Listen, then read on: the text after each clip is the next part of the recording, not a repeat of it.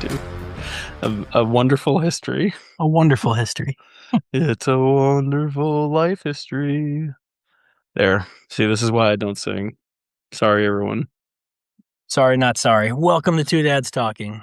Happy to be here on one good leg, hobbling in, making the recording an hour late. Got You know, this. you know what I tried to find when you said so?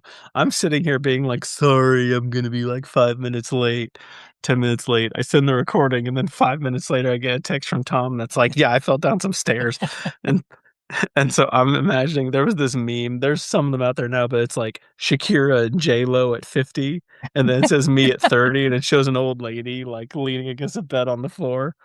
I don't think It's like Shakira's ever going to get old. I think I she's going to be imagine like 50 and still look like she's 30. I imagined you lying on the floor texting like I've fallen and I can't get up. So in my defense, the VA stuck a needle in my knee yesterday, and they did a really bad job of it. Yeah, just for fun. It wasn't like medical or anything. Someone was just like, hey, just to test it. Yeah. Yeah. Now they stuck it Test the wrong, and needle. there was a lot of blood, and there was a big, long, dramatic story I'm not going to get into. But at the end of the day, it's bruised and it's purple and it's swollen, and there's a lot of fluid in there right now. And turns out I tried to go down the stairs a little. I was excited about the Celtics game that had like 8 minutes left, and the Celtics had just opened up a lead. And I came rushing down the stairs to turn it on the other monitor down here so I could have it on silently while we recorded. And my knee didn't move the way it was supposed to, and about 7 or 8 stairs on my ass. And then you didn't move the way you're supposed to. No, I had one of those in my hospital visit. Same thing. They pulled out one of the IVs and they were like, okay, great. And then about 2 minutes later, the lady was sitting there talking to me and went, oh, and like looked, and like I looked down and there's like blood everywhere. Yeah. It looks so much worse than it actually is. So they were like, oh, and they just like, pressure. The thing that killed for 15 minutes. The thing that killed me, and I told the story to a couple of coworkers already this morning because I couldn't friggin' believe it. But the first stick didn't go so well, and blood everywhere, big mess and complications and whatever. And we finally get this under control and make sure there's nothing going on, right?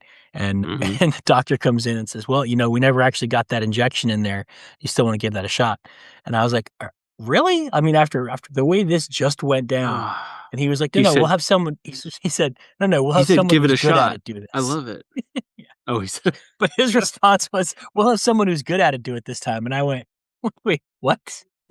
Hold on. Well, who did it the first time? It was the old lady with Parkinson's. Yeah, well, how do you think they get you don't just pop out of the womb knowing how to stick needles in people. But I had that at the hospital. I had to get my blood drawn every single day leading up to the surgery until they were just sitting in me ready to go after the surgery. But some people are just good at it, and some people are just not good at it. I was never good at doing the IV as a combat lifesaver. I was never good at getting that flash and getting it in the right way. It was not a skill that I had. And that's what they said. Some people just kind of have a knack for it too. And like the people who were the worst really thought they were better than they were, as I discovered. Well, at least I wasn't the worst then, because I know I wasn't any good. Yeah. So, but some people are like magicians, man. Like I always hurts, always a little bit of pain, ow, whatever. And like there were 2 people in that hospital where I didn't even know they did it. They were like, okay, ready? And I'm like, ready. And a couple seconds later, I'm like, are you going to do it? And they're like, yeah, I'm done. I'm like, it's just like, wow. Some people are really freaking good at it for some reason. Gonna make a joke about your wife asking you the same question, but I guess I won't do that. I mean, it's fine. That happens to me already, even when I'm normal. Oh, you want a good laugh at Tom moment before we get started? Yes, I would love it. So I got there stupid early for my appointment because I had a meeting I was supposed to dial into with Lockheed Martin, and I was really hoping to listen in on it. I got there really early, earlier than I meant to, and I couldn't dial into anything yet. So there's a barbershop, bottom stairs of the VA hospital. I was like, you know what? I'm way overdue for a haircut. I might as well go get my haircut while I'm here. Perfect. Worst haircut of my life. Doug gets to laugh at me a little bit. Okay. You're wearing the hat. Oh, we're gonna get to see it. Oh yeah, I'm gonna hold on. Let me get the screenshot. One, she didn't go short enough. Okay, and at first glance, it looks okay. But when you really look at it, it's very uneven. She went on higher this up side. on the left side, or my left side. This side, yes. So she went and cut like a widow's peak into my head here. It's hard because everything's inverted and reversed on my end. It's like the top of your head is smirking. Yeah, she cut like a widow's peak into my hair, right? And that's pretty bad by itself. Like, what the hell are you doing? Oh, are you about to show me the back? But then the back, She didn't cut it straight Mm. across. She did like this weird dip down with the fade, and she didn't do a skin fade like I asked her to, which irritated me, but whatever. And then the kicker, I got to look straight at the mirror. My eyebrows. She took like a chunk off of this eyebrow trying to trim it. If you look, I'm missing like from I here see. to here. And over here, I got the I full thought one. I So I've thought that got the was whole just the like, background. I thought it was something like flashing in the no, background, but no, no, she took that's like a okay. That's quarter of yeah. my eyebrow off on one side only. So it Oh my kind of looks like gosh. a mama caterpillar being chased by her baby, like across my forehead. Mhm. It's kind of messed up. But That's different. yeah, never had that before. And I'm sorry. I didn't notice it really at the time because when she was done, I was like, "Oh, I'm going to run upstairs and see if I can dial into this work call real quick." And I didn't really look until I got in front of a mirror later and I was like, why is my head crooked? My head's not crooked. My hair is why is my hair? What happened to my hairline? What? Yeah, she like carved a widow's peak into my friggin' head and chopped off a piece of my eyebrow. And yeah, not happy. On the So plus that makes the side, story better. I was gonna say it matches your personality now, though. It's not Kinda cracked. It's just kinda uneven. crooked. Exactly. See, that's another topic weirdly that I go in to get haircuts and you have to understand, I don't really give a crap what I look like as long as it looks semi-professional. Yeah. So, I walk in and they're like, "Do you want this?" Like, you said skin fade. I don't know what that is. I have an idea. It's probably a fade until it hits your skin or something. I don't It's just know. all the way down to the skin, It basically. And then you fade it up to right. whatever length you have on Okay, top. sure, but they're like, "Do you want this? Do you want this? Do you want this?" And I'm like, "I don't know." I had the same person cutting my hair for, like, 20 years, and now I don't, so I go into this other place, and they always ask me all these things, and literally, I tell them every time, I say, "Make me look like a regional manager in a corporate America," and they're like, "Okay," I and mean, that works. most of them kinda figure that out, and so Yeah. we're good. I think that works. That tracks. Yes. So, Did I send that's you the picture that Bridget found of me from my army days? I think I did. yes, you did. Like, totally different human being. Gosh. Yeah, like, younger, thinner, sexier, less Yeah. crooked in the hairdo. Much less crooked in the hairdo, much Mhm. tighter cut. Yeah. Yes, it's one of those things where I could tell it was Tom, but, like, if I was just kinda glancing, walking through somewhere, I never would've been like, "Oh, hey, Tom."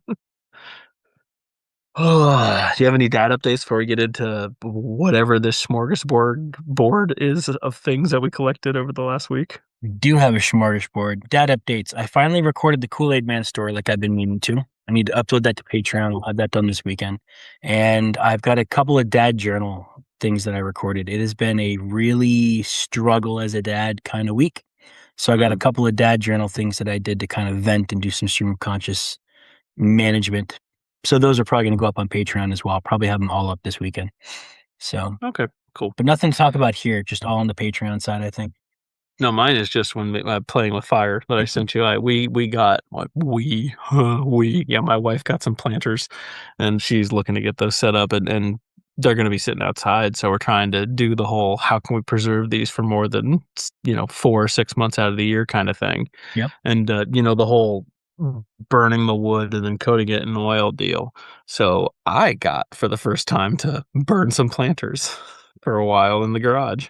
Nice. And, it's one of those things, it's kinda like it takes so much longer than you realize. You sit down and you start burning the first, slab, and you're like, "Oh, this is going pretty quick. Like, it should be pretty easy. Like, I just gotta make sure to do the strokes and hit everything." Yeah. And then 2 hours later, my wife's like, "Are you done yet?" And I'm like, "What? No, obviously not. It's been 2 hours. What?" Clearly, I'm not done yet. Just yeah, well, keeps going, and then, of course, like, the first one I sucked at 'cause it's the first time I've done it. It came out all, like, splotchy and, hairless in some spots, essentially, so I had to, like, go back over it again and really coat it up. Did I send you that oops video of the kids playing with fire on the beach? Yes, you did. It's been Okay. removed on Reddit. I checked it when I was going through the Um, stuff for tonight, but, yeah, that was, that's a typical shame. young male thing. That's my sort of pseudo update of just hey, dads, you'll just learn new skills because your severely pregnant wife is giving you that look like this has to be done Yeah. before the baby comes. So you end up in the garage for 4 hours over 2 days, Yeah. just making, in this case, 1 canister of that stuff last, of the gas last. So that was lucky. Didn't have to run out for another one. I was really scared I was gonna just, like, die halfway through the second one. Well, I'm glad you didn't die. Yeah, well, could have. I have another dad update, but it's the kind of topic that could derail us, so I'll bring it in later, maybe. Shucks, that never happens with any other topic we bring on the show. That's fine. You want me to start it now? Yeah, Okay. And I did not give Tom an alert on this ahead of time, so I'm this could hoping be it's a cancelable. twinsies announcement is what I'm hoping it is. No, it's not. We're Oh, way that too would have been far forward for great. that. It's another boy, so we're gonna have girl, girl, boy, boy. So much Nice. fun. It'd be Yep. perfect. Yeah. You know, Ivory I, Tower Doug gets Ivory Tower nuclear-ish family. Great. I was gonna say double. So I don't know how spread out this store is. There's a store here called Ulta, which I assume is a national store or at least regional store. It's like a cosmetics, makeup kind of place.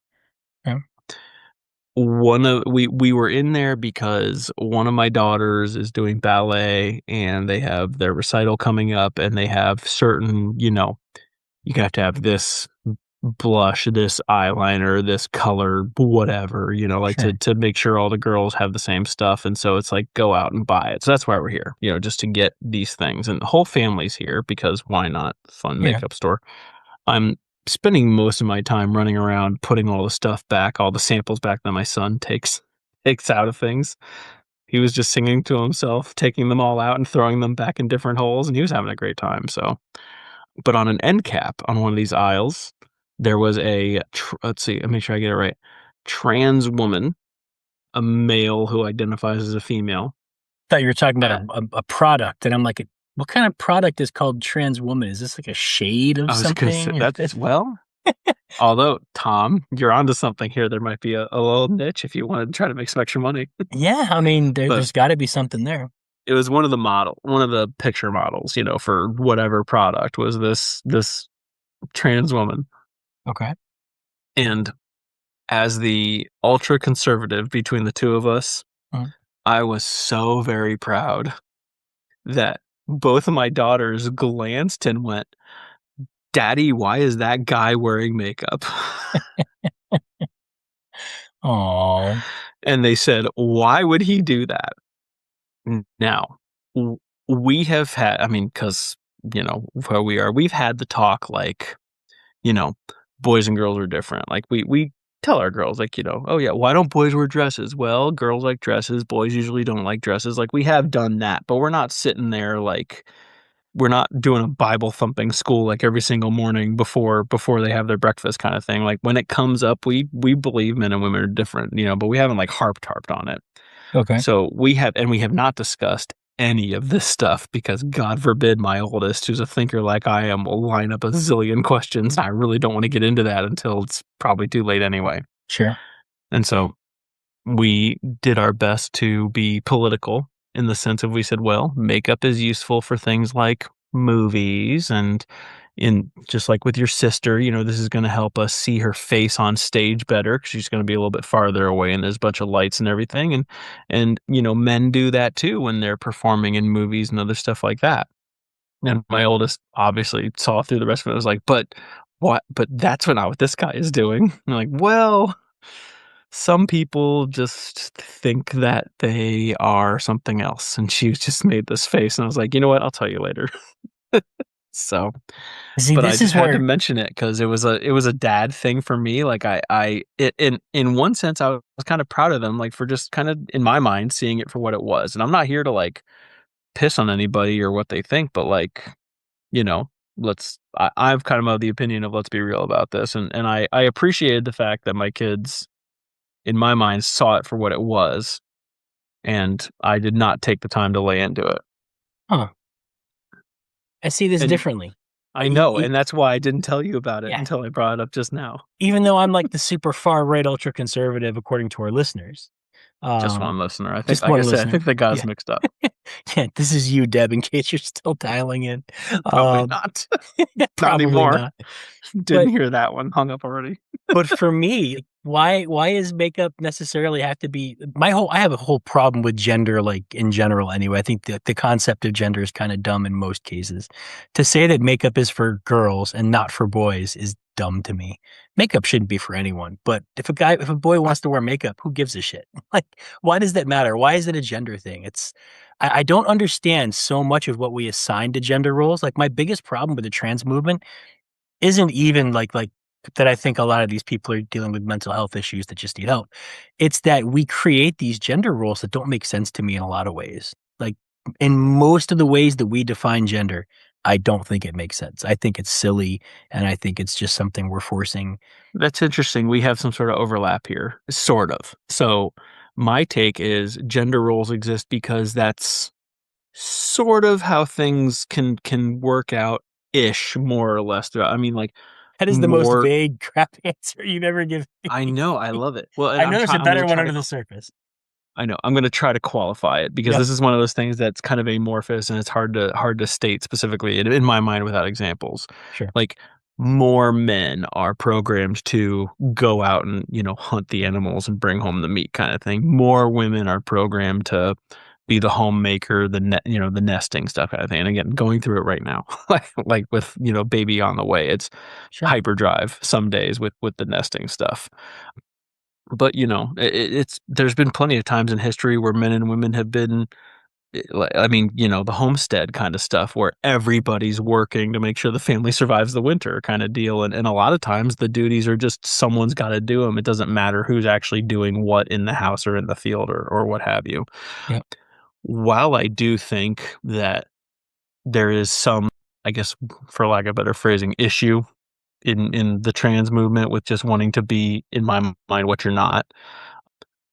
I often think it's kinda comical that kinda sort of similar to your take in that I think it's comical that there are these gender roles, like, if you're a biological man, but believe you're like, you should have been born a woman, why does that mean makeup galore, dresses, Right. girly things, like, all that stuff? Like, why Even can't you girly things, like like what how are we defining girly oh, come things? on, like, you don't know pink No, I'm not princesses, saying tassels, sundresses, like I'm not saying I don't know what that is by our cultural well, standard. but I'm saying, right. why is that our cultural standard? Like, Well, why right, is but see, pink a girl's color? It here's m wasn't always.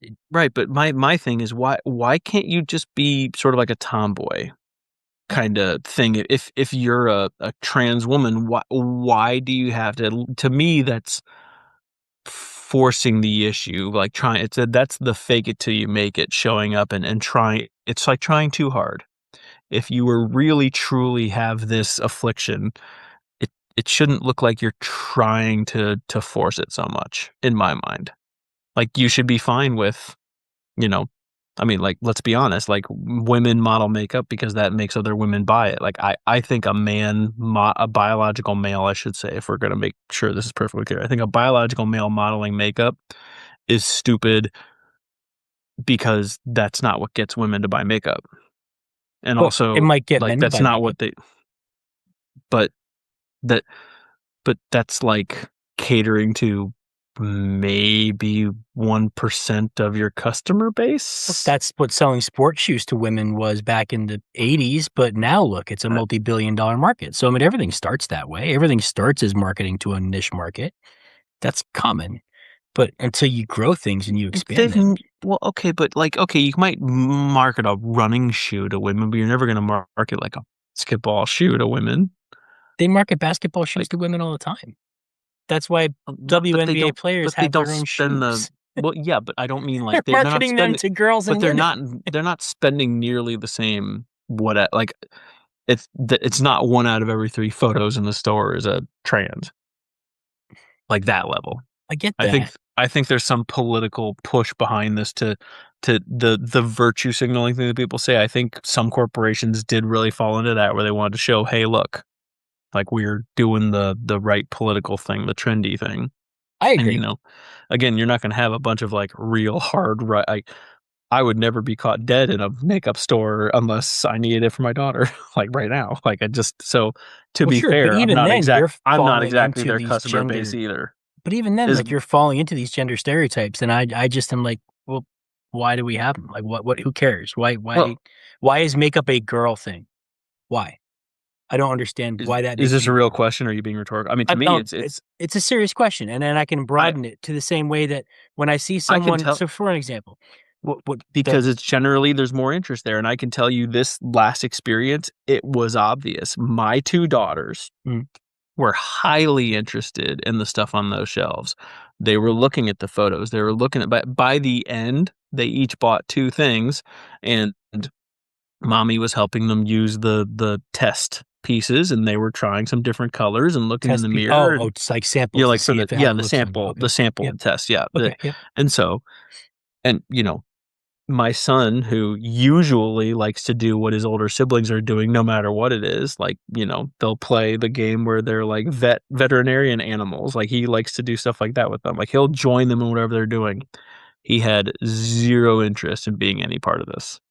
Okay. But the 2 of them were all about it, like, looking at the colors, looking at this, they wanted their things, and, like, they were I Sure. saw a natural affinity from my But daughters to this But is stuff that a already. natural affinity because they are females that they're drawn to makeup, or is that because we of society have pitched makeup as a feminine thing and they're Uh, already falling prey to it?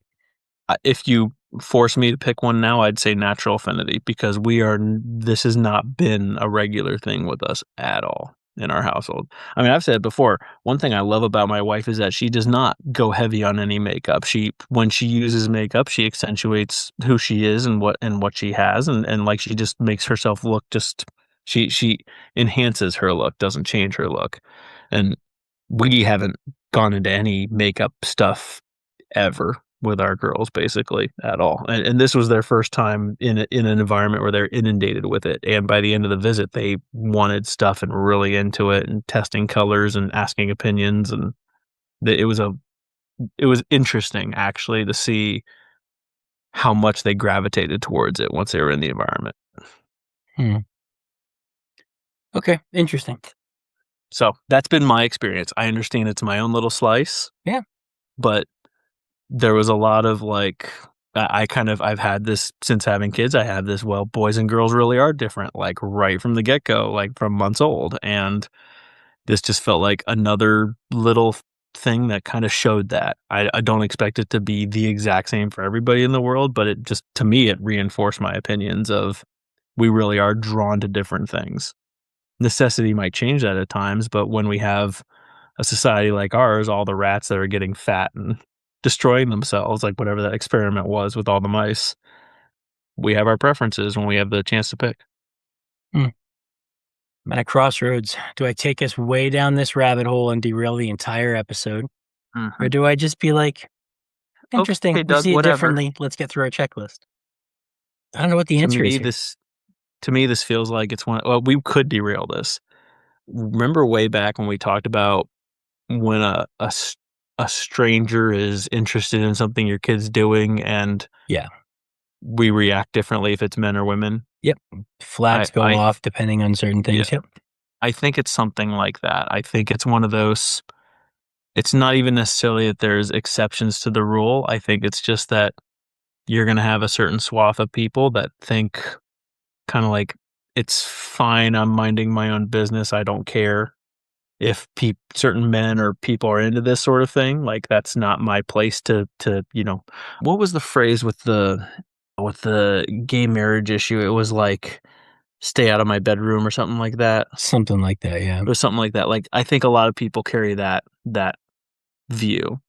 And I'm not exactly the opposite, but to me, I at least have little tinglies of remember Border Collie guy from Oh, episode, yeah. like, 3 or something? Nanu or something or not. Yeah, that's Yeah. my visceral reaction is a little bit of that, like, okay, like, you're doing your own thing, but, like, there's something that's really, with me about this, and I don't like seeing it being preferenced because of the data. There's higher instances of certain things in certain communities, and that's one of them where you see some higher instances of certain things, and I just don't even if it's not really impacting me personally, there's kind of this, like, general, I want the world to be getting better for my kids as they grow, not worse, even if it's not directly in my face, and I think that's part of my reaction is I don't wanna be caught flat-footed if there's, something that's a potential issue for my kids out there later. You wanna make the world great again. Well, I'm no Trump. Well, No thank one God. no I one is wouldn't that. host this podcast if you were. I wouldn't be here with you. I mean, I just don't get it. I don't know why people keep letting him do what he does. Like, you can just ignore him, and that will leave him more toothless I don't think it than would. I think it would make him shout freaking out louder. about him. I honest to God think if he was getting ignored, he would get louder. I really do. I think Okay, he'd get but more ridiculous and more brazen because I think he needs that affirmation and that but attention. that's the point. If everyone it'll never happen because, Yeah, we're people and we are primarily emotional beings first, whether yeah. we like it or not. That that will never happen. But if we could somehow magically be like wave a wand and be like, okay, everybody ignore Trump now. No matter how loud he got, if we all just ignored him, I think eventually he'd be like, oh, and he'd start pouting in the corner and you know, I don't know. I I think he just would think it would just be better. bankrupt the country loud enough and then laugh at us and be like, "All right, you fucking idiots. I tried to tell you." Well, but then if we're ignoring stuff like that, maybe we actually give a crap of electing someone who's semi decent I don't at think so. budgeting. No, but No. again, we can't do that. Yeah. No, we can't. Yeah, I read an That's not the article way one the time that system is built. said I read an article during Trump's first run that basically said, guys, like all you have to do is point out these things he did yesterday, but someone's in the street trying to throw like a triple cartwheel dragon kick at him or something like that to like really take him down. It's like, just stop. Just Yeah. point out the stupid stuff right there. Like, don't try to go for the kill right away. But what I found So is that people it's been just like double that. down. People are so upset about being wrong in their support or in their ideas or to find out that they were Yeah. deceived that they will just flat out ignore the truth and ignore statistics and spout stupid ad hominem rhetoric against anyone who speaks out against them and refuse to look at what happened and what was done, and it blows my mind. I don't Yeah. know. Well, and you know what? I can actually tell you, here's a good answer for you, Tom, at least to meet you on a human level Yep. for why this, man in makeup stuff kind of just elicits a reaction in me of some kind. In college, there back when all of the, I guess, gay marriage and rights and all that were gaining a lot of political social traction, even at a place like Notre Dame. They had a lot of these, public demonstrations and call outs and trying to get people to sign up for stuff. And they just these couple of groups got together and they put out these bright orange shirts that on the front, just on the front in white block letters, it said "Gay, fine by me." And the goal was, get this, wear it, show that you were on people's side, I guess. It's kinda like the black screen on Instagram or something that people had to do Sure. like a little bit ago that you were suddenly ostracized if you didn't post the black screen. Yeah. It was kinda like that, like, people would it was part of being the in group, and then I might even mention this on a past episode, I don't know, but they put a door, like, just like a, just wooden frame, just door in the middle of the quad, like, outside of the dining hall, and they invited people to come out of the closet and walk through the door and then sign their name somewhere on the door. Hmm. And I couldn't exactly put it into words at that exact moment, but literally a couple months later, I kind of could. And in so many words, it was kind of like, you know what? I was actually fine with, let's really make this insensitive. I was fine with you people, Oh gosh, here we go. right. Until now. And that was it. And the Like, door was the trigger point? it was the T-shirts and the door and everything like that, because it was like, I wanna go eat. Like, I just came back from class, I wanna Mhm. go eat and have some homework to do. Eh, I had a high school friend or 2 who we all knew was gay, and when he Yeah. came out to us, we were like, "Yeah? Yeah, you mentioned that before, yep. Yeah, right." So, But how just does any of this interfere with your ability to go eat? well, for starters, there's a crowd around this stupid fucking door, and I just wanna get in the fucking dining hall. Like, I l get it out of my face. Stop trying to push it in my face. Like, I was already fine with like, so one big jokingly said, "You people, like, I know you're out there. I know you exist. Fine, do your own thing. I'll stay out of your bedroom. You stay out of like my face. Like stay out of my life, and I'll stay out of yours. Was kind of my feeling, and forcing the issue like that kind of made me more like, oh well, fuck you then. Like I don't want any of this. I don't want this in my life. I don't want this distraction. I don't want this issue. I want you to just be you, and that's it. You're a real person. You're not gay. You're just a person who happens to be gay, and that was what they claimed they were trying to do. Maybe again, ivory tower Doug's coming out here because there are plenty of people in the world who don't think like I am, who just want to hate just because they do hate. Like I know those people exist, but I think the vast majority of people just want to do their thing and not be bothered. And for me, this was a bother. Now you are bothering me. And so now it affects me. And it didn't affect me before, and I was perfectly fine with that. And that's sort of the reaction I've gotten with some of the trans stuff is like, I know there are people out there that are like this. Stop blasting it in my face. Also, stay out of my daughter's locker rooms. Because if you're a man in my daughter's locker room, I don't care what you identify as, you're getting punched in the face if you're advancing on anything. Oh, look, So, Big Lex yeah. is joining the call again. Oh, look, He's hi. got something to say to Doug.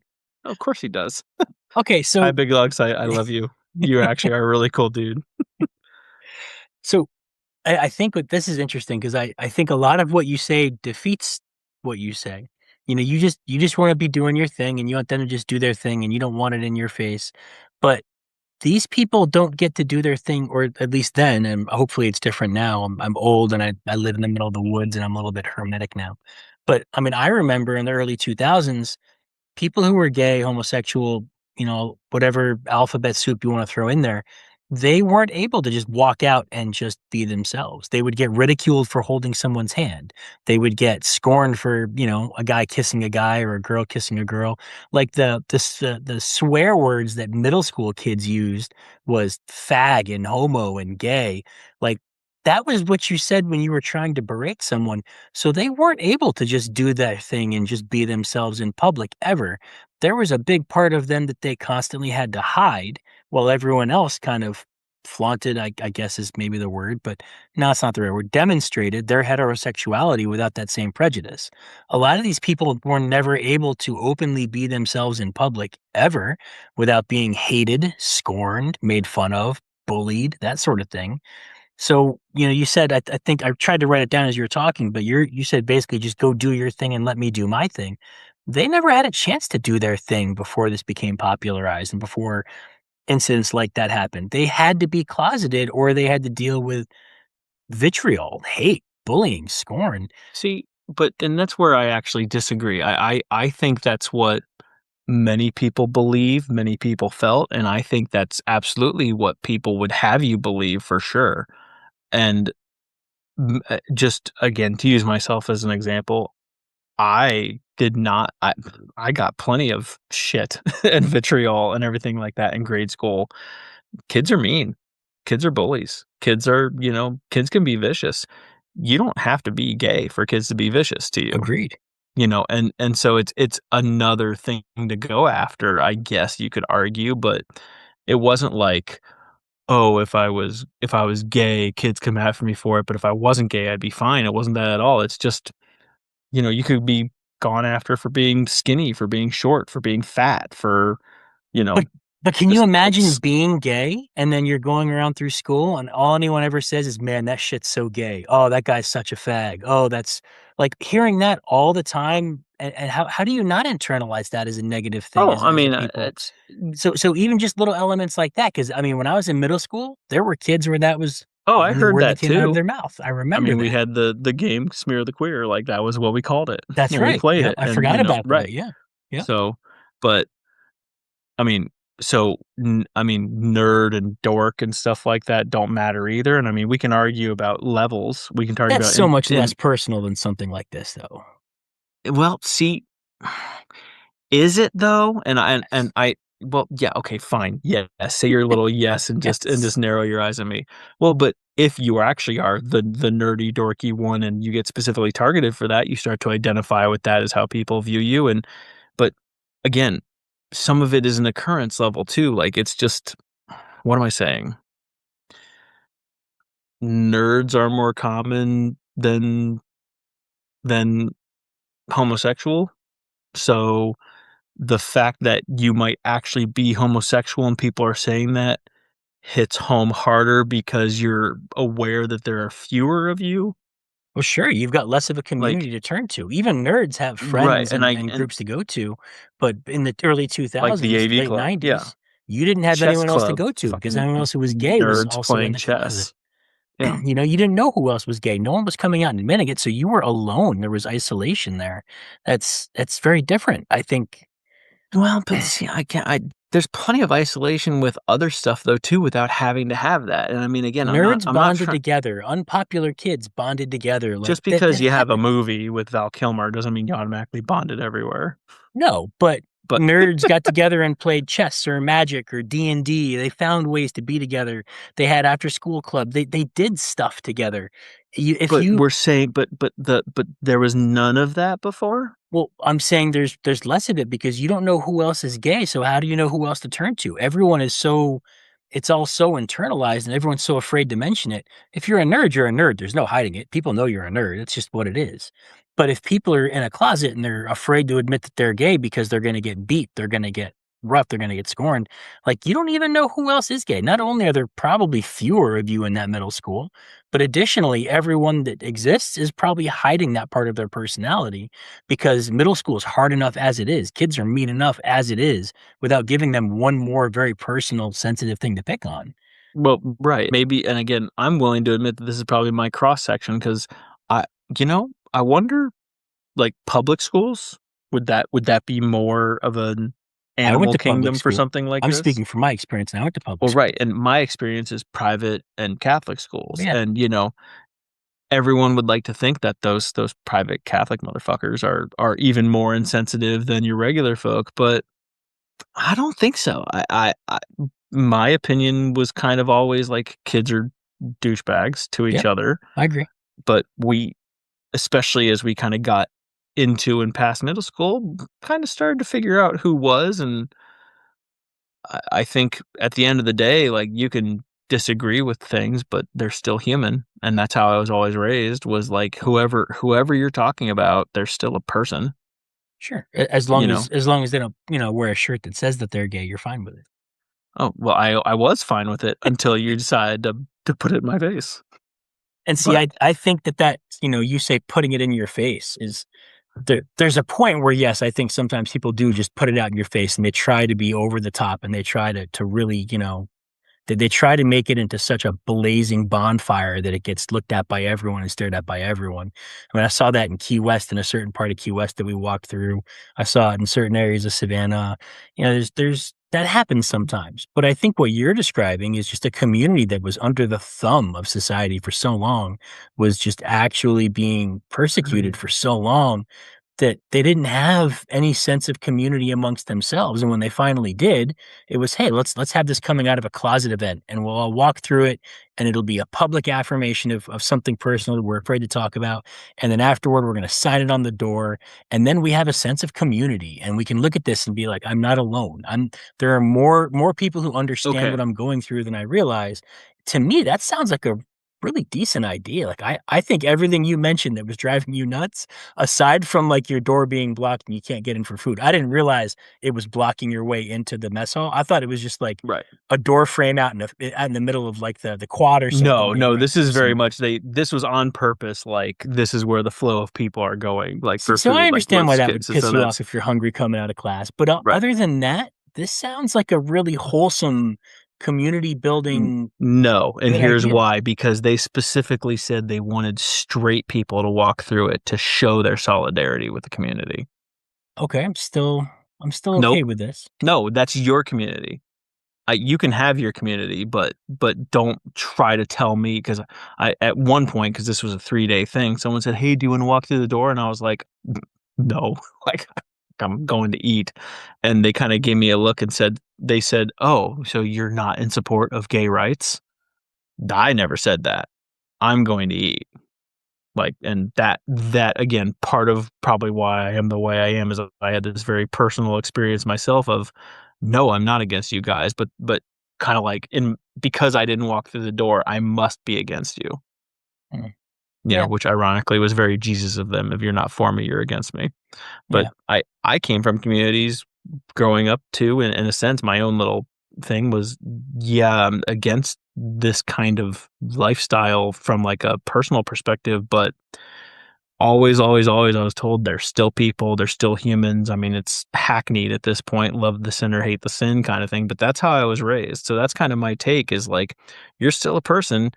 At some level, you're still allowed to do what you do, but just don't butt into my space about it. And if you want to get super ivory tower dug on this, like, sorry, you're a minority. Everyone wants to talk about how we're a democracy when we're really not. We're a democratic republic.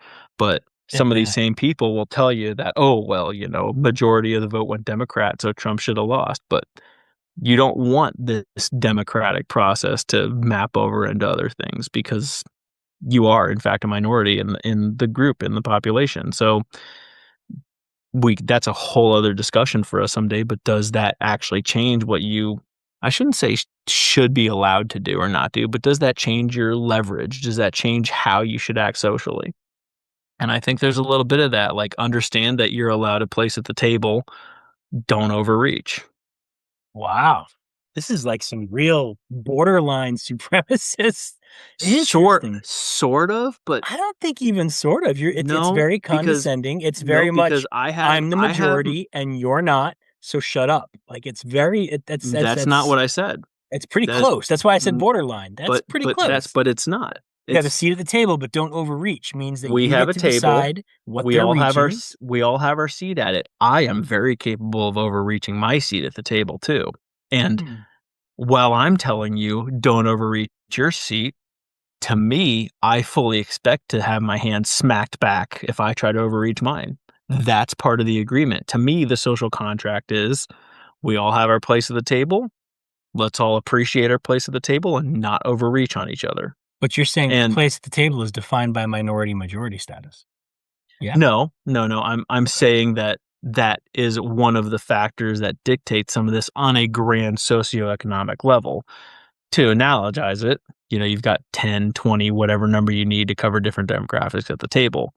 And there is a certain responsibility also, though, if you really want to carry this out to kind of get a little view into Doug's head. We I'm all not have our sure I place. want any more of you in Doug's head. We all have our place at the table.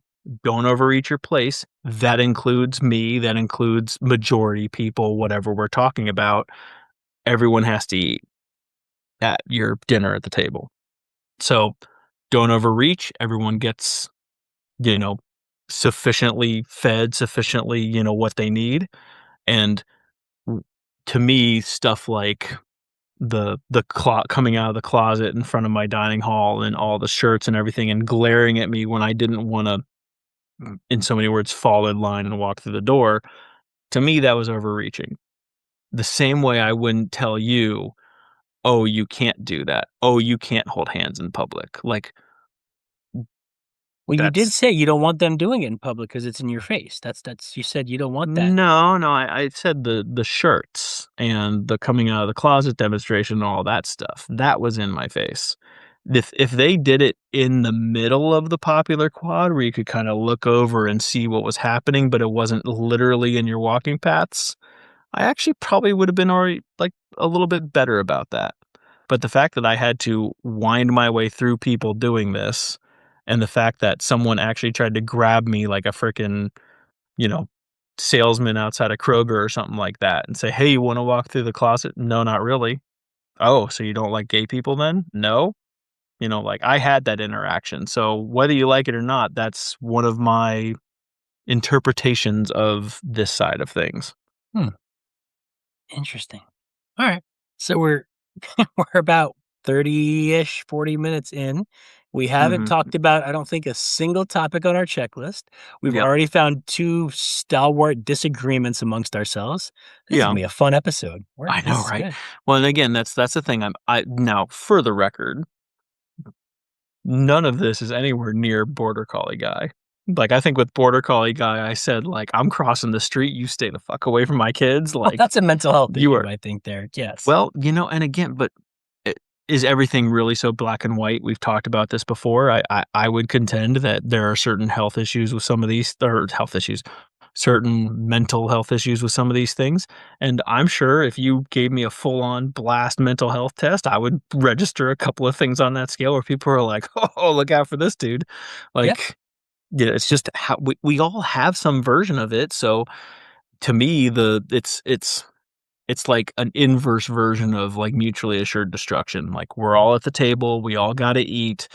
Like leave me alone and I'll leave you alone kind of thing. And the instant you start pushing a little bit, I do feel a little bit threatened, and I don't want to. I try to ascribe myself to the man who wanted to be left alone, the long patience. Like when my patience finally runs out, I really don't want to get there because that changes who I am. I like where I am right now. Please don't rock the boat. Like I'm telling you, there are certain things that I don't like when we're all sitting in the same rowboat. Please don't rock it. And when a couple of people, even not everybody, but when a couple of people do that anyway, like I expect, I mean, in some sort of sense, I expect other people on that same movement on the same side to do some of that self policing and pull it back. And you're seeing some of that now with some of this stuff too. It sounds like there are certain people that speak up and say, "Whoa, whoa, whoa, like we didn't know, like we understand that we got something good here," whatever it was, like 10-ish years ago or something like that with the was it 2016, 2017 gay marriage was made legal? I have no idea I when don't that know. actually was. It was And that's way a too good late in my opinion, but I know that's well, but that's another good cross section into my head because, again, with my background, I have certain family members who are like, "Oh my gosh, can you believe that? They're letting gay marriage be legal now." And s kid you not, multiple times I looked my family member square in the face and said, "It was bound to happen. You needed to fight for this way back in the '50s when marriage was allowed to be called a marriage without a religious element to it. Way back when you said civil marriages add things, people needed to rise up, if you will, if they wanted to protect it and say, 'No, no, no, no. This is a civil union. This is not a marriage.' The moment you let marriage have no religious attachment to it, this was gonna happen. You needed to have marriage and civil unions always be a separate thing, always have religion change the definition of it." hmm, my wife would absolutely agree with you there. Well, but that's the thing, you wanna I be consistent, like, I if you think I would too, as long as the civil union is still being recognized as a union. I think I would also probably agree. well, and right, I think the religious aspect of it makes it different. I and that's the point, 100% and think this is that's very probably correct. where I'll confuse anybody who's still magically somehow listening and not, like, zoning out when I talk because 'cause they're like, "Oh, it's that idiot again." The marriage always the term marriage in religious circles always carried the religious side of it. You know, whatever is bound on earth is bound in heaven. Whatever is loosed on earth is loosed in heaven. Most Christians, that certainly Catholics, believe that when you're actually married on earth, that's it. You're married forever. If you divorce without an annulment, sorry, let me slow down a little bit. The reason the term annulment floats around so much, especially in Catholic circles, is because an annulment is saying, "Oh, this was actually never officially a marriage. We thought it was, like, it had all the markings of a marriage, but it turns out it actually wasn't." That's what allows a Catholic to get married again if they go through a divorce, is that they have to get something called an annulment. Now, the Catholic Church, being as wonderful as it is, annulments get passed out like candy for certain people, and especially if someone maybe, helps donate a little bit more money to the church, Yep. suddenly there's a little bit more annulling going on there, and that's a separate problem for a separate day slash maybe not, and trust me, again, I expect people to police their own. I'm one of the first people to be like, "Oh, no, this is bullshit." Like, "Come on, guys, stick to your ground," kind of thing. But digressing again, marriage always carried that in front of God, in front of your creator or, whatever religious concept to it. And it's supposed to transcend the earth, intertwine your souls, all that stuff. The moment any religious person called it a marriage when it didn't have any religious setting to it, theme to it, when it was just in fact a civil union, you needed to lock that up there. You needed to say, no, no, no, no, this is not a marriage because it doesn't have any religious stuff to it. that's where you lost the battle. You lost the battle 50 years ago, and you just didn't realize it yet. It's honestly, it's only fair if you're gonna call 2 people with a union that's 0 religion, if you're gonna call that a marriage, of course you gotta let gay people get married. It's 2 people. There's no definition here. If you take the religion out of it, it's just 2 people. Of Oh, course you're going that there's direction. still a definition to it. It's not that whitewashed. It's still a partnership and a commitment. It's Well, still but if rooted in love and dedication to the other well, person. but that's my oh, but I'm talking about logistically. Again, I'm a thinker. Like Sure. I'm a the Aristotelian, Nicomachean, like everything falls into a category kind of thing. If you have a union of 2 people that has no religious precept to it, then why can't it be just any 2 people that Oh, meet sure. all the other criteria? Like what you're saying. Why shouldn't it be 2 people that otherwise meet all the criteria? Yeah. If religion's the only one thing you take out, y It should be you're open to any allowing for 2 people, basically. Any right, 2 you're people allowing qualify. for the Yep. right, and so that's what's fair is fair. Yeah. So if you don't wanna call 2 gay people getting married marriage, then don't call 2 heterosexual people who are getting married with 0 religious theme or 2 precept, atheists getting married. Yeah. don't call it a marriage. Yeah. The lump those all together the same, marriage just signifies maybe a little religious extra with the Constitution, I don't know. But the civil, societal, economic, whatever benefits are all the same. Yeah. I think that makes So, sense to me. That tracks. and that's again, I feel like I'm wildly consistent here, ironically, even though I'm spewing some stuff that a lot of people wouldn't like, that you are who you are, sort of like what the kids say, stay in your lane, but if you stay in your lane, I'm gonna stay in mine, that's the deal. If I get out of my lane, I expect to get snapped back, that's kind of the point. And I don't disagree with that. That's I what's just fair is fair. where I took issue with it was when you kind of maybe I just misinterpreted what you said, but it sounded to me like, your lane is defined by the fact that you're a minority. Your lane is Well, defined by the fact that you're homosexual. Like, but that sounds discriminatory in it a way that it I'm does because of the emotional charging behind it, but that's also true, that is your lane, and there are fewer of you than others of us, but if you're really talking about a responsible society, the majority should take steps to protect the minority, provided that the minority is also contributing to society.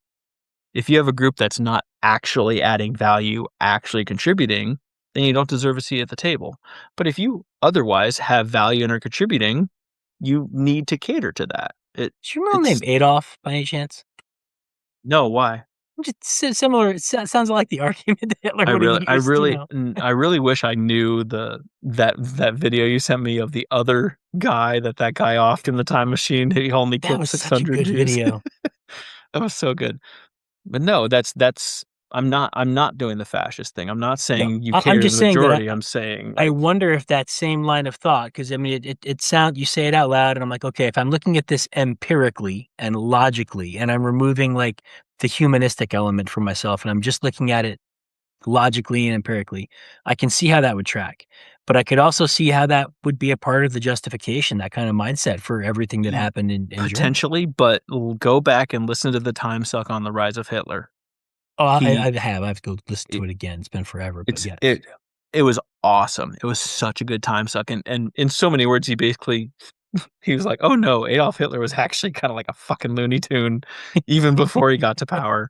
Yes. He was saying weird shit in his library speeches and everything even before he had any real foothold, and what actually happened was that they had, like, 30 or 40, right-wing candidates running for the various positions, and so Hitler won.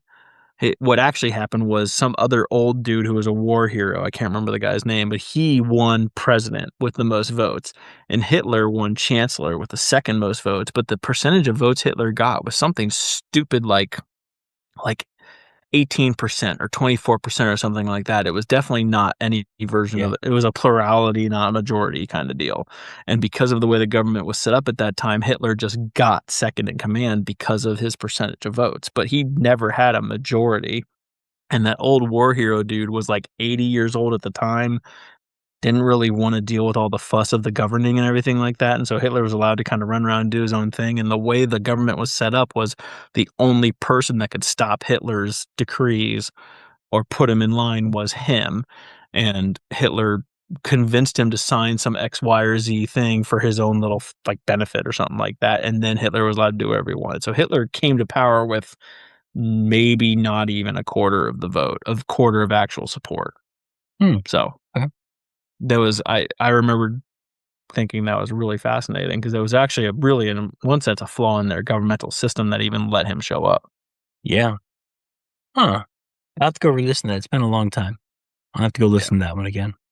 I loved that one. That was so horrendously fascinating. I don't think I've listened to many Time Suck episodes where when I was done, I didn't go, wow, that was so much better than I thought it was going to be. Like he comes up with topics where I'm just like, yeah, I'm not interested in this, but Oh, really? I know I like Dan Cummings and I know I like the content, so I'm going to give it a try. And every time I do that, I'm like, this is so good. Like I I'm know. learning so much. It's It's so interesting.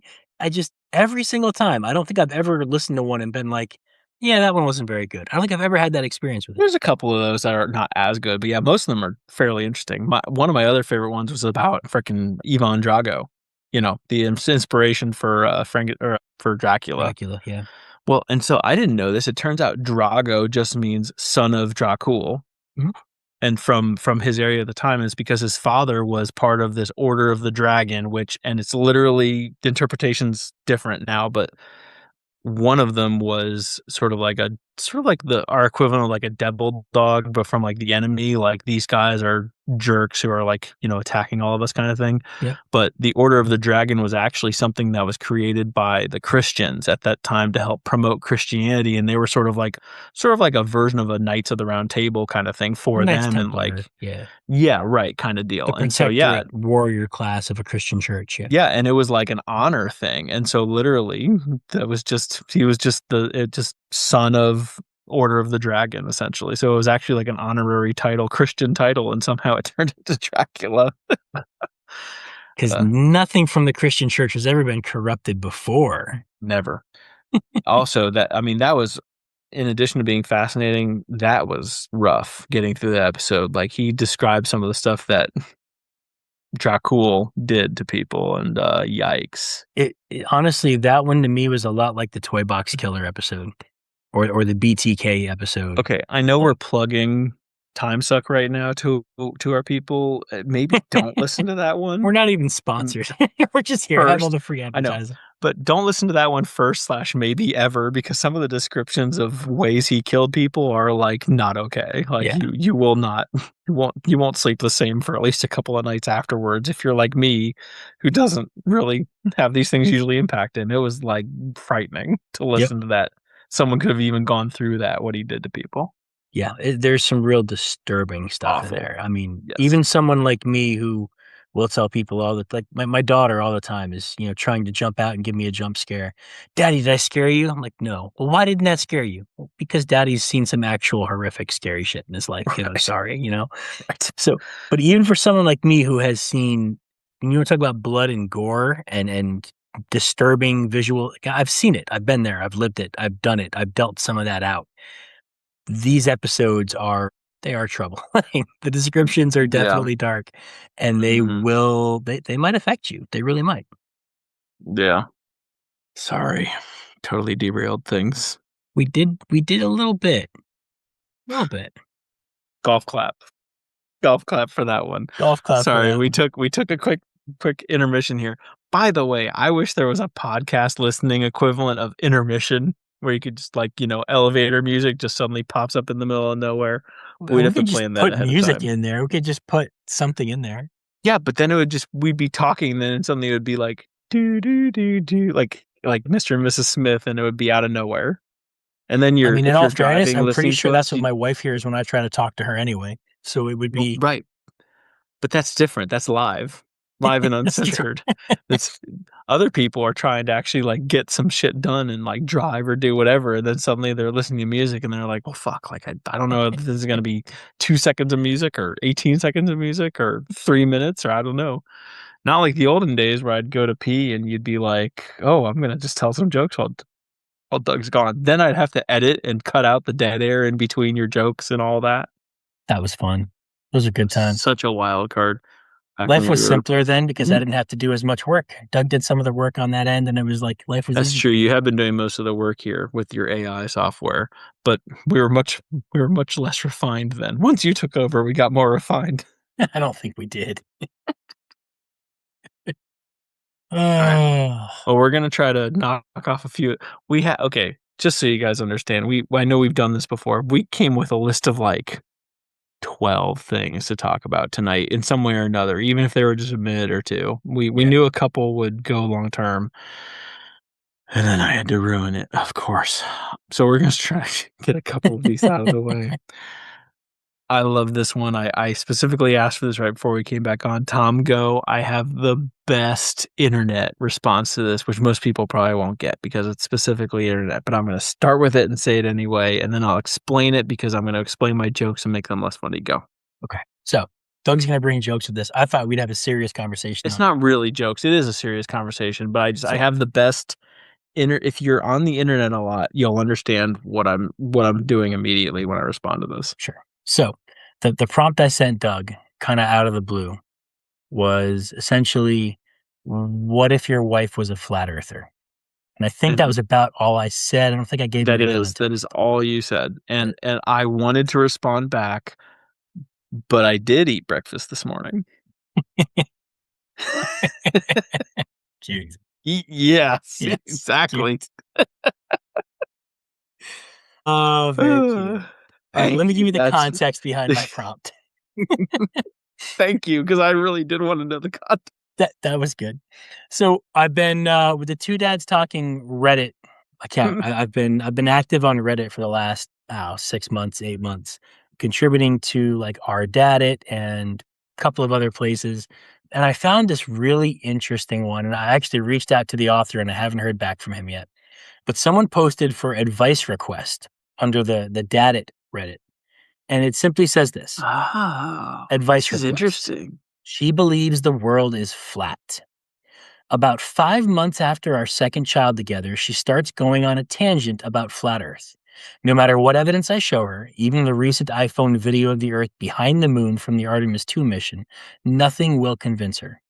Offered to replicate experiments, etc., does not want to do them.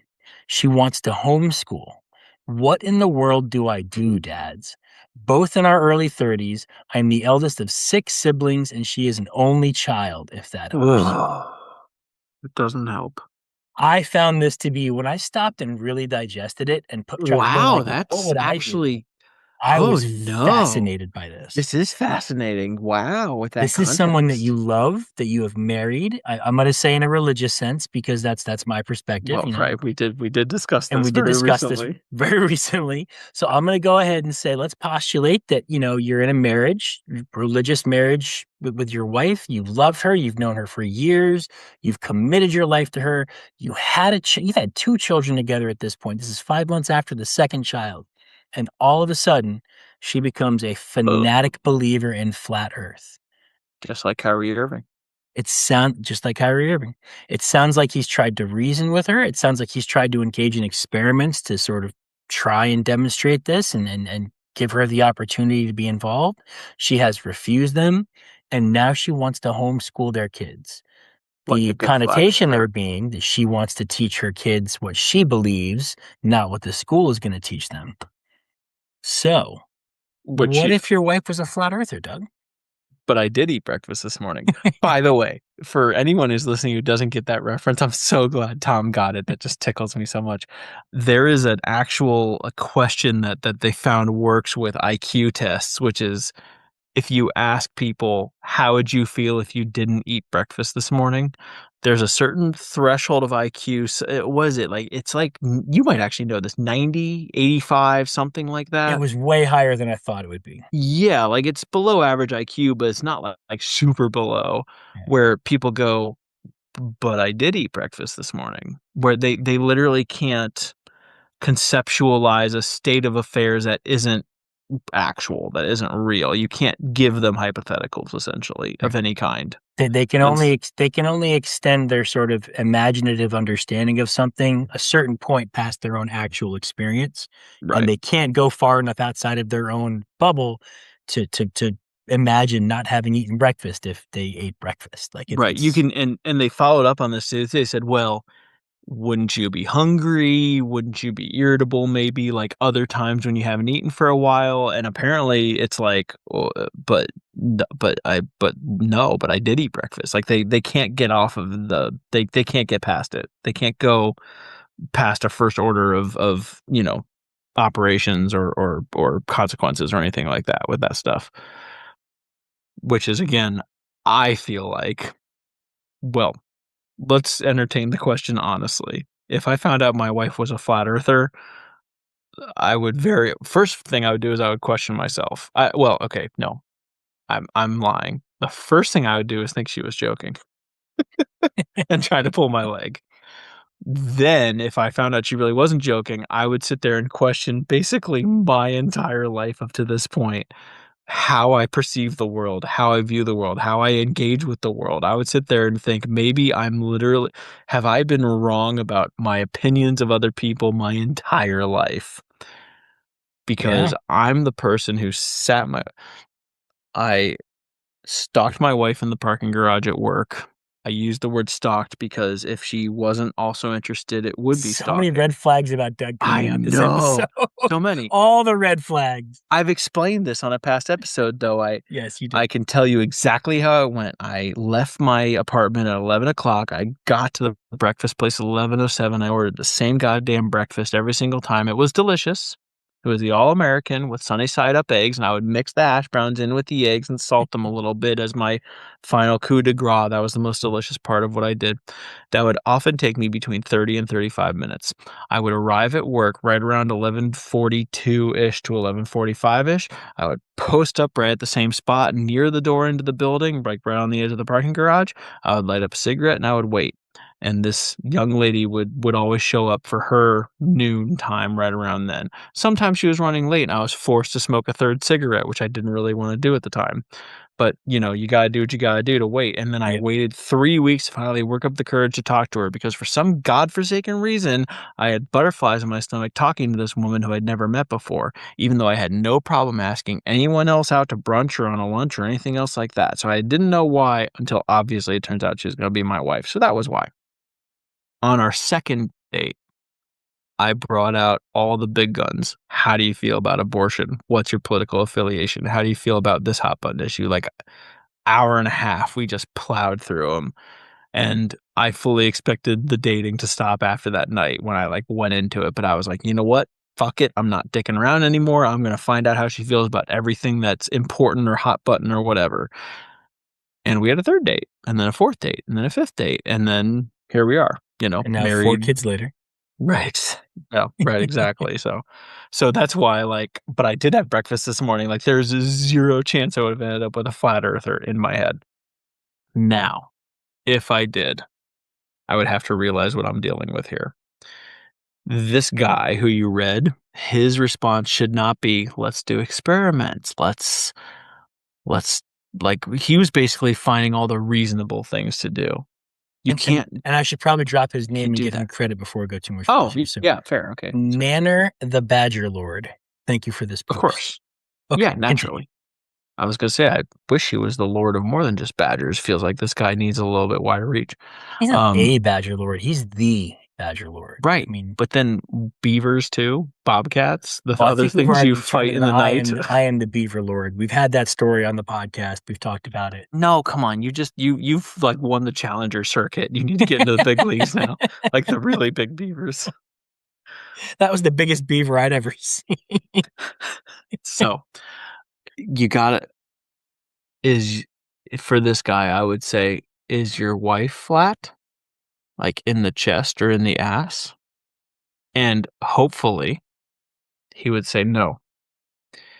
And then when you reason with her this, you would say, well, does the thing that is flat with women also get more attention or less attention? Does it develop more or get more, goodies or not?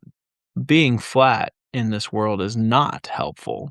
So evolutionarily, it makes sense that the world would not be flat because then it would not exist as well with other planets. And then Now she's divorcing you, by the way. You don't have to worry about what's going to happen on your end because now she's divorcing you. And that's the qualifier. If she is flat, then you can't bring this up to her. But my guess is she probably isn't, at least in one of them. So you can say, hey, being flat is a detriment.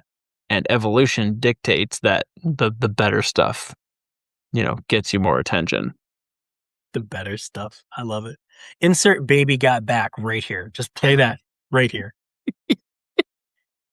You can't reason with this experimentally or like thinkerly. This is how I would have, like, older me would have responded to this. Like, I would have said, but let's do experiments. Let's do this, let's do that. No, this is someone who's purely emotional, who purely distrusts the system. So you need to go after that. If you're actually going to reason with it, you have to say, no, there's proof in your own life that flat is not best. And then you have to try to see if there's any open avenue to, may he rest in peace, the Scott Adams principle, which is the most entertaining outcome is the most likely. So is the earth really flat? It's actually not that entertaining. All right. I guess I'll accept that response. The reason flat earthers get their say is because they sensationalize the rest of it. There's an Arctic wall around the whole earth. NASA is guarding it with soldiers with guns. Yeah. No, they're just doing that to draw you in. You know why? Because they're flat. They don't have their own mountains on the butt or the ass or the chest or anything like that. What actually gets attention is mountainous regions. That's the gravitational pull, if you will, among us.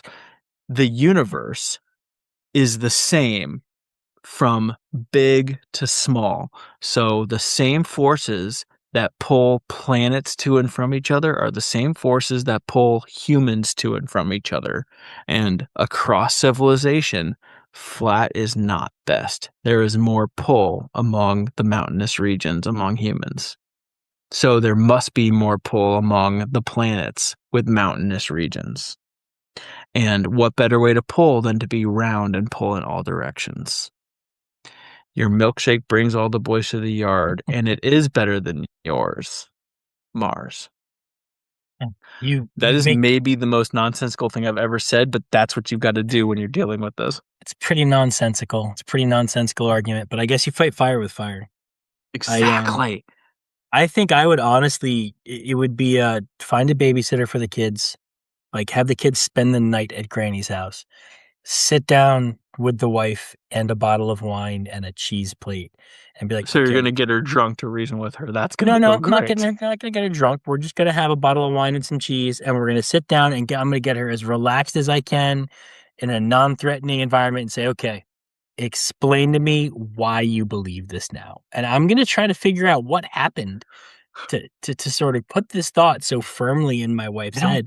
I think to me, okay, to you, this is a change of beliefs. To me, this is like, oh, it turns out you've always believed this. Because I can't imagine someone going to flat earthing, if you will. I think people must have, because that's not what they're taught as children. Yeah, you're taught the other one. Like, you're unless right. Kanye is your parent, Touche. I would Kyrie. love Kanye to be my parent. My allowance would be insane right now. No, it wouldn't, because you'd be one of his illegitimate kids and you wouldn't get crap. What? Is it because I'm white? Well, there's that too, I guess. That's not your spot at the table, sir. Don't overreach. God, we're going to be saying that in episode 200, and people are going to be like, what the fuck are they talking about? And I'm going to hope they don't go back to find out, because I'm pretty sure we're not going to gain any listeners from this episode. I don't know. Well, but we'll gain some listeners, the wrong kinds, probably. But honestly, I would be struggling with, I love my wife, and there's no one else on the planet that I want as my partner for the rest of my life. But I would be really struggling with, can I have a partner that really believes in this? Because I feel like the foundation of our relationship, big portion of it, would be in danger. She would never believe this. Yeah, she wouldn't, right? But see, that's my that's part of it. That's why I said, but I did eat breakfast this morning. It's like the person you married, part of the trust here, like part of the value judgment is that she would never be this person. You didn't specifically think it, but this was part of the deal in your mind.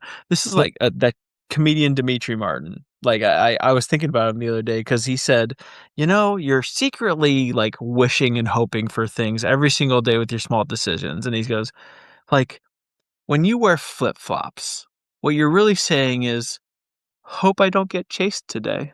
Yes. It's That's why I don't often like wear it's flip-flops, because in right. my head, I don't know when I'm gonna have to chase somebody or run away from But somebody, it's so like I want that. shoes Like on. Yeah. you didn't marry your wife. Like part of marrying your wife sort of carried, even though you didn't realize it. This like, well, she's probably not a flat earther. Like that. That's in there. It's in there. It's baked in with your value judgment.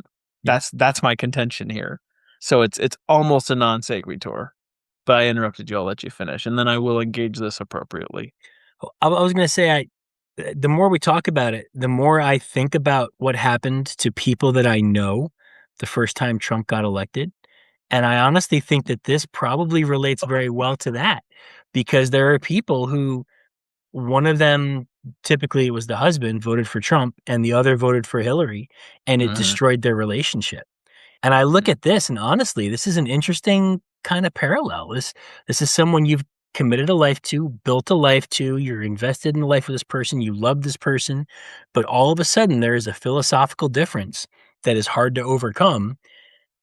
And I this feels like a really interesting parallel to that the more we talk about it. And I hadn't thought of that initially, but Yeah. man, I mean, I suppose I would try to set up a similar battleground rules of engagement kind of thing that you did, which is let's put the kids somewhere, let's sit down, let's really talk this through. Like I'll give you a fair shake and hear why you think what you think, and you know, and then kind of gauge the collateral damage that's going to come from this. Like your guy says, she wants to homeschool and all that. Like, what is the homeschool regimen? Are you going to follow the state approved thing? Are you going to give your qualifiers? Are you going to try to do the like, here's what I believe, but also here's the program? Or are you going to say, here's what's actually right? Like, and be honest yeah. with me kind of thing.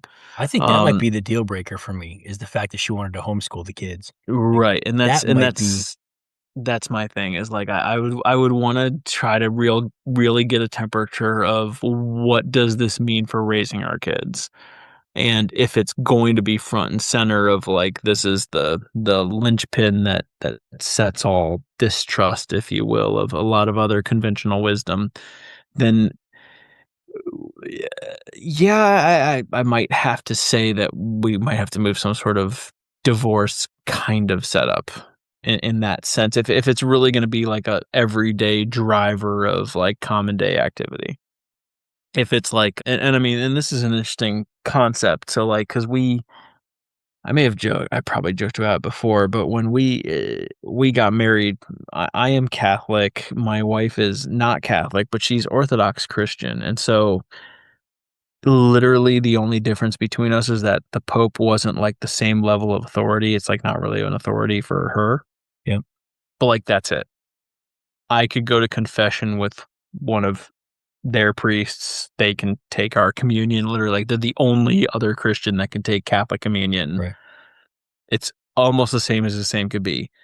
But the priest that married us was like, "Oh, mixed marriage," and we were like, "What?" Like that's not what mixed means to us. Yep, But like that kind of thing. So I get, and we talked about it, like how are the kids going to be raised, and stuff like that. Like we sat down and had that discussion of even just the religion thing, even when this is about as similar as it can be without being the same. And I think that's just how that has to be. Is if we can come to an agreement of this is how they're going to be raised in the real world, we'll offer our opinions at other sounding boards. If there's going to be any more involvement there, and we're really not on the same page, then when we need to, but this can't work. It's I don't know. I would probably be looking for a setup where I am trying to engage this question seriously. I could not live around my kids being fed that stuff every day if it's like really truly front and center and seeping into other things. But at the same time, s- parent separation is usually very bad for kids.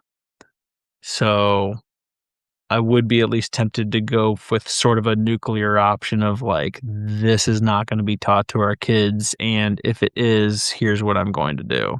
And sort of live under the threat of consequences. And I know it'll ruin my marriage, but I'm caught between ruining the marriage now and trying my best with the kids, or keeping it together for the kids and then dissolving things later. Hmm. And more to the point, I would sit there and think, man, I really should have vetted everything better because I really don't want to be here right now. I thought this was a really when I really engaged with it in my head, I thought this was a fascinating post, and This I is will. tough. Yeah, it is. I do want to read one supportive advice question someone posted to kind of give him some feedback and end with a question. Probably just need to read this one response. Honest question. This is from Rogue780. Honest question. Has she started taking any new medication for mental health in the last 12 months? When my Wow, ex-wife was that's on wise. Zoloft, I didn't even think about that when I read this, right? That's an interesting. Go ahead. Yep. Sorry. When my ex-wife was on Zoloft, she became convinced everything in Ancient Aliens was real. Got very mad when I, scare quotes, ambushed her with a movie debunking it. But that's another story. And believed the moon was hollow and aliens were living in the moon watching us, not humanity in general, watching us. We got divorced for unrelated issues, mostly her becoming obsessed with having sex with other people. Like, man, way to put a thoughtful response in there and I end was, that with a and then punchline. just finish Well it with a done, cherry Rogue on top. 780.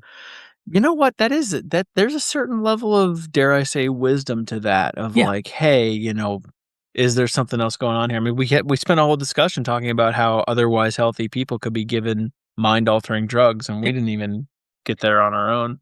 And my reaction when I read this comment, like at first, well, obviously I laughed at the punchline, but then when I really read it, I was like, I That's an never even in interesting. my head gave the benefit of the doubt that there might have been some kind of a break or some kind of like a chemical change or something.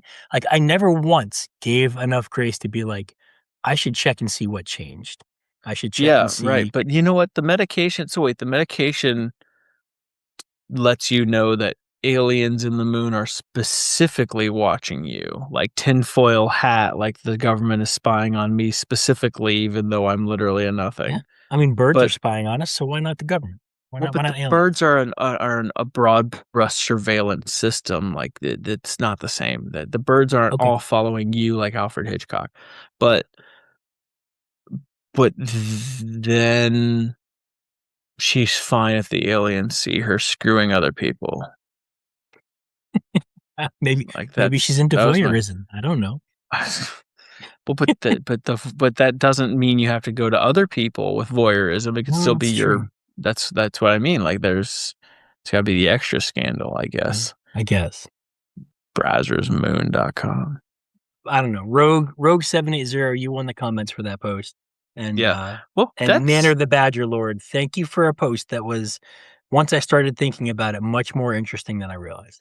that's a very humbling comment to me because I generally feel like I'm a fairly like rational person that thinks about a lot of possibilities, and I it would have taken me a long time to get to something like that. That was a really thoughtful comment actually for a situation like this. Yeah. So yeah. Or well, and you know what? The big kick in our house too, which is microplastics. Like it's definitely, we don't know exactly how bad it is, but we know there's probably something there now, and it's Yep. just finally percolating to the surface. And so, yeah, I would wonder if we like started drinking too many plastics. Yeah. Something. It's gonna be bad, Tom. It's 20 or gonna be 30 bad. years from now. You know how you see the commercials right now where they're like, "Did you live in a home with asbestos? Mm. Did you eat lead pencils as a kid? You may be eligible for a class action lawsuit." We'll be hearing that shit about microplastics somewhere in Did like you 30 years now, did you probably. shit in 50-gallon steel drums and then dump JP8 fuel on it, light it on fire, and stir it with a stick from 8 feet away? Oh, you served in the army in Iraq? Well, guess what? You're fucked. Yeah. Right, yeah, because we can't disclose that still because it hasn't been 30 full years.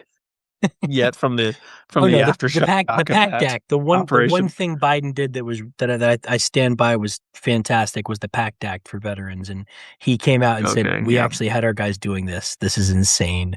If they get Yeah, respiratory issues and they served there and they did this, they should get that's compensated for the nice. respiratory issues. But then just to level the playing field, they gave $80 billion of equipment to the Taliban. Good job. Well, yeah. But Yeah. the nice thing is they pulled everybody out of Afghanistan in like 24 hours and, made it look like just a botched job and not It's something they were trying to do on it's purpose. fine. That's what they want you to think. They went with the Everyone was incompetence expecting them look to and not the corruption look. Yeah. everyone was expecting them to be controlled and deliberate and stuff and leave some sort of stability behind, but that's what they want you to think. It's art of war, Sun Tzu. You gotta Yeah. always do what they're not expecting. All right. Sentence of the week. Sentence of the week. So I heard some really interesting things this week while I was at work, while I Makes me was wonder texting where with you people. work. I had some real good ones said to me, and my favorite one of the week, and I have a runner up as well, but my favorite one from the week was said to me. Essentially, we were talking about someone who was being an ivory tower Doug. They lived a very sheltered life and never had to Mm, engage with anything outside of no a one good can be me. upbringing and a safe town, and, they never really had a whole lot of hardship to deal with, and they were casting judgment on someone in a very different community who grew up a very different way, and someone said, "It's easy to get a self-righteous boner when your character has never been tested by the real world." And I thought that was such a brilliant and succinct statement. Mhm. Worth saying again. It's easy to get a self-righteous boner when your character has never been tested by the real world. Yeah. Essentially, it's a shout out to all the underground basement dwelling keyboard dojo warriors all over the You world. mean incel. Yes, that too. And then Involuntary celibates. one of our patrons sent me a really interesting one. He texted me, this was yesterday? This was yesterday. What? By the way, have been enjoying the new episodes. Glad to see somebody other than herself give up on Bonnie Blue, though. Charles, thank you for that. That was Wonderful. man. Charles, the gift that keeps on giving. Yep, he sure is. I read that. I laughed out loud. I couldn't help it. Sometimes you just got to react. But glad to see somebody other than herself give up on Bonnie Blue. I thought that was perfect. That Obviously, is referencing stopped doing our Hey John updates the other day that's a because I mini did. onion. That's got some layers to it It if you it really does. if you want to engage with it. Oh yeah. Yep. All right. Let's hit one more on the list real quick. Jimmy Carr, marooned on an island. Jimmy Oh, Carr is a comedian, by the way, and he had a little stint where he had some of the questions submitted by folks that he answered live on stage, and one of them was, he's "If one of you're my marooned," favorites. he's so oh my gosh, he's He's so so good, good. and His crowd work is amazing. it is amazing, and you know what? He does not hold back too. He'll go right Nope. into the insensitive, politically incorrect, whatever if he I wants to. I It's used to great. think it was because he was a Brit, but now I No, I think think it's it's just just who he him. I is. think It's he just who just he doesn't is. give a damn. So the question he was given was if you were marooned on an island and the only other, you know, person being with you is someone who's half woman, half goat, which would you prefer to be the half goat, the top half or the bottom half? So I want to hear Tom's answer to Oh, that. so which half is I'm going bottom half woman is what I'm going with. Really? Yeah. Yeah. Man, personality test. I'm going top half woman. Okay. Man. So you wanna have conversations in meaningful company and actually talk to this person. Correct. Impressive. Yes, and also I'm a tit man, not an ass man, so Oh, yeah, I'm an ass man. so That makes sense. that's really what it is then. Yeah. But see, so I'm gonna throw Jimmy Carr's answer at you. He's just like, but that means the top half is a goat. So if you're doing anything, it's like he didn't go all the way there, but it's like nah, like in Well, your that's face. that's part of my thought was they've got those screaming goats. It would be fun to see if you could make it make that noise. Oh, it makes that noise anyway, even without it though. If it's No, no, screaming no, the goat, screaming goats are the different than the scream. normal "bah," like, the screaming I goats know, are I've very heard them, but they do that sometimes without being fucked. Uh, that's fair.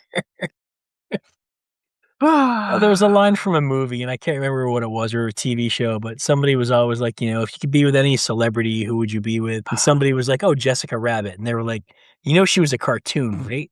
He said, "Well, yeah, but I always wanted to see if I could make her eyes pop out of her head like in the cartoons, you know?" I just thought Like, good it was answer. hilarious. Yeah, I it's don't know good. why. See, that's why I brought this one, because I sat there, I agreed with Mr. Carr's answer. Of course you want top half woman, because you don't wanna be staring at a goat, like, goat's face with anything. Like, I just assumed that was obvious when you actually thought about it, but apparently not. No, because if So, she's bent over, you don't see the face anyway. So you just pretend that you're like a Scotsman, and then there's nothing abnormal going on. Done. yeah, alright. It's a lot of hair to grab anyway. Alright, let's do some jokes. Get out of here. Jesus, this is Hey, ridiculous. what's the best thing about transphobia? See, my brain goes Latin, like, just you never have to cross over because trans means across, but I don't know what's the best part about it. It finally got people interested in women's sports. I have heard that one, I should have gotten there, damn it. Uh, I hadn't heard that one Alright. before. Yeah. Alright. Alright, my turn. You want me to do my dad calendar stuff first? Oh, sure. My boss came to me the other day and said, "You're fired." And I slammed my fist on the couch and said, "You woke me up for this?" Nice. Ah, Hey, my what's the best doctor time on a oh, clock? alright, the best time on the clock. I wanted to say 5 o'clock because it's always 5 o'clock somewhere, but I don't know. Noon. 6:30, hands down. Ah, my doctor said I have the peekaboo virus. He sent me straight to the ICU. That one's good. I've got a long one for you, and I'm sad to say that I have to read this one because I won't do it quite right otherwise, and I'm Okay, gonna that's fair. shorten it. It's good. I want you to do it quite right and then shorten it. I just want you to understand that this is actually meant to be much, much longer. So when you're sitting there going, "Tom, why are you doing this to me?" You Oh, come understand on. I am actually cutting in half. I've done way worse to you. Remember Jesus Okay. Saves? All right. Yep, that's true. That was bad. I did that. I deserve a little bit of retribution. Okay, then Old Testament justice, if you let's will. avenge this. This, sir, is the world's best ethnic joke. All right, I got him to laugh. I I'm win. already excited. Okay, let's do this. An Englishman, a Woosah. Scotsman, an Irishman, a Turk, a German, an Indian, an American, an Argentinian, a Dane, an Australian, a Slovakian, an Egyptian, a Japanese, a Moroccan, a Frenchman, a New Zealander, a Spaniard, a Russian, a Guatemalan, a Colombian, a Pakistani, a Malaysian, a Croatian, a Pole, a Lithuanian, a Chinese, a Sri Lankan, a Lebanese, a Cayman Islander, a Ugandan, a Vietnamese, a Korean, a Uruguayan, a Czech, an Icelander, a Mexican, a Finn, a Honduran, a Panamanian, an Andorran, an Israeli, a Venezuelan, a Fijian, a Peruvian, an Estonian, a Brazilian, a Portuguese, a Liechtensteiner, a Mongolian, a Hungarian, a Canadian, a Moldovan, a Haitian, a Norfolk Islander, a Macedonian, a Bolivian, a Cook Islander, a Tajikistani, a Samoan, an Armenian, an Aruban, an Albanian, a Greenlander, a Micronesian, a Virgin Islander, a Georgian, a Bahaman, a Belarusian, a Cuban, a Tongan, a Cambodian, a Qatari, an Azerbaijani, a Romanian, a Chile, a Kyrgyzstani, a Jamaican, a Filipino, a Ukrainian, a Dutchman, a Taiwanese, an Ecuadorian, a Costa Rican, a Swede, a Bulgarian, a Serb, a A Swiss, Greek. a Greek, a Belgian, a Singaporean, an Italian, and a Norwegian all walk into a fine dining restaurant. That's at least half of the countries on Earth, basically. You listed like at least 60 Mhm. probably out of 200 and some. I'm Okay. sorry, said the maitre d', but you can't come in without a tie.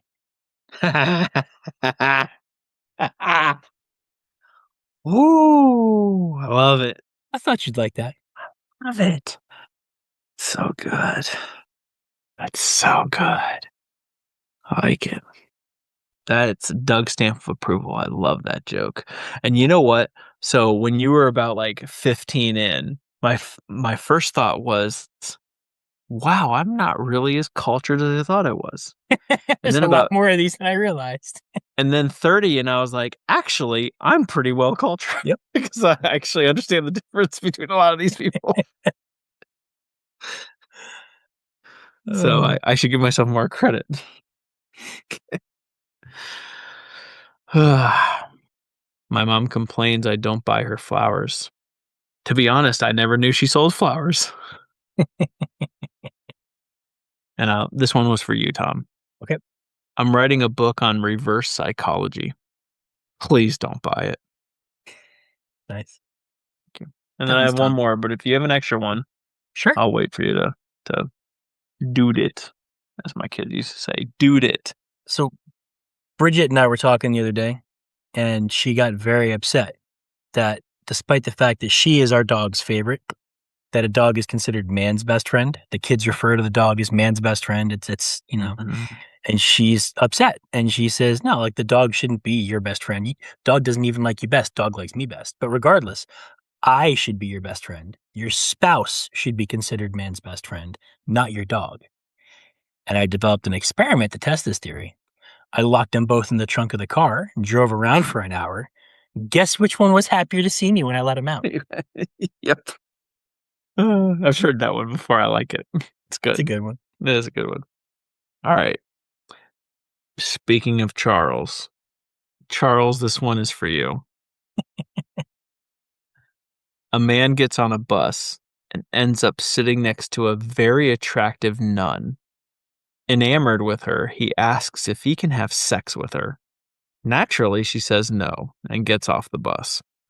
The man goes to the bus driver and asks him if he knows of a way for him to have sex with the nun. Well, says the bus driver, every night at 8 o'clock she goes to the cemetery to pray. Have you heard this before? Yes. Keep Damn going. it. It's good. It's still for you, Charles. This is not for Tom, It's it's for not for me. Charles. If you dress up as God, I'm sure you could convince her to have sex with you. The man decides to try it and dresses up in his best God costume. At 8, he sees the nun and appears before her. Oh, God, she exclaims. Take me with you. The man tells the nun that she must first have sex with him to prove her loyalty. The nun says yes, but tells him she prefers anal sex. Before you know it, they're getting down to it, having nasty, grunty, loud anal sex. After it's over, the man pulls off his god disguise. Ha ha, he says. I'm the man from the bus. Ha ha, says the nun, removing her costume. I'm the bus driver. That was an army favorite. Oh, really? A lot of different variations of that one. Yeah. Somehow never ran into it before right now, pun intended.